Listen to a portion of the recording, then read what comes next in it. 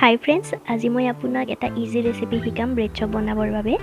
তাৰ বাবে আমাক লাগিব পিঁয়াজ, বিলাহী, জলকীয়া আৰু ধনিয়া। যেহেতু আজি ধনিয়া নাছিল সেইবাবে মই ধনিয়া ব্যৱহাৰ কৰা নাই, আপুনি কৰিব পাৰে। প্ৰথমে খুব ধুনীয়াকৈ পিঁয়াজ, বিলাহী আৰু জলকীয়াখিনি মই কাটি ল'লোঁ।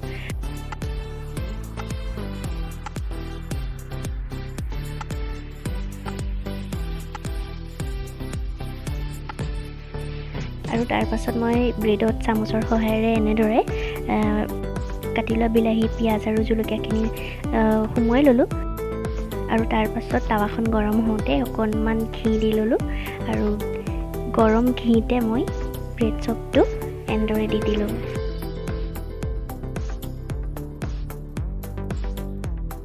আৰু যেতিয়া তলৰ ফালটো সিজি গ'ল তেতিয়া মই পুনৰ লুটিয়াই দিলোঁ।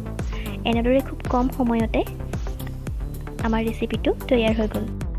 এই ৰেচিপিটো বনাবলৈ খুব ইজি হয় আৰু খুব সোনকালেই হৈ যায় আৰু খাবলৈ যে খুবেই টেষ্টি হয়। আপুনিও ট্ৰাই কৰি চাবচোন। আজিলৈ ভিডিঅ'টো ইমানেই। ৰেচিপিটো চাই কেনে পালে জনাবলৈ নাপাহৰিব আৰু লগতে চেনেলটো ছাবস্ক্ৰাইব কৰি দিব। Thank U.